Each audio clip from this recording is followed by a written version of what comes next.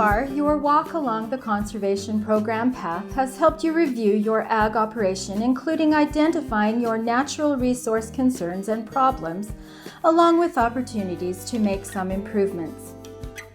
You have established goals and objectives you wish to accomplish over time.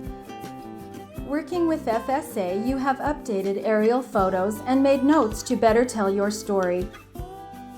You are now ready to consider the various conservation program options that will best help you achieve your goals and objectives. Start first with your most pressing resource concerns and problems. They may include stream bank erosion problems, weed infestations, inefficient irrigation systems, or areas on pasture and rangeland that are being overgrazed or underutilized. Your short-term goals and objectives will be to implement conservation practices that will fix or improve your resource conditions.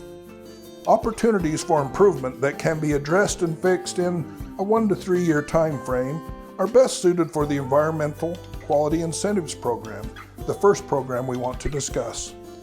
Some examples of common EQIP practices include irrigation efficiency through improved sprinkler or center pivot operations, improved grazing systems by adding fencing and improved water troughs, decreased weed infestations by scouting and spraying for weeds, improved nutrient management through timely application of fertilizers and manure, solve stream bank erosions through approved stream bank restoration methods.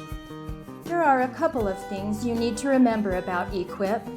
First, the program is competitive. There are generally more applications than program dollars available, so don't become discouraged if your project is not funded initially. Also, remember EQIP funds are often targeted for specific conservation goals.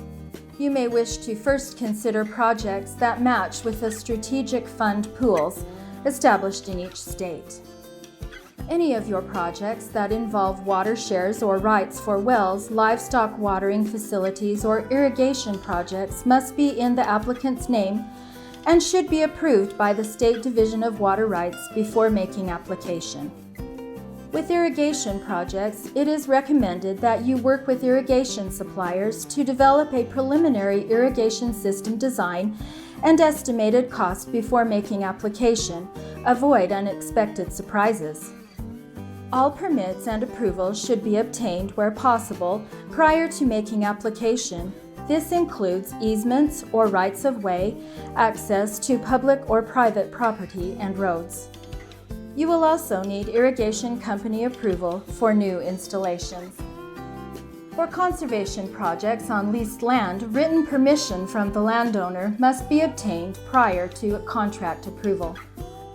Mid-range goals and objectives that may span across your entire operation may be better suited for the Environmental Quality Incentives Program Conservation Incentive Contract.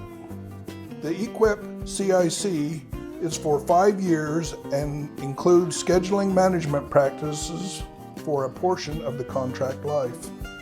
In Utah, these incentive contracts currently focus on projects that are approved for soil health and pasture management. Focus areas are different in each state and may change from time to time.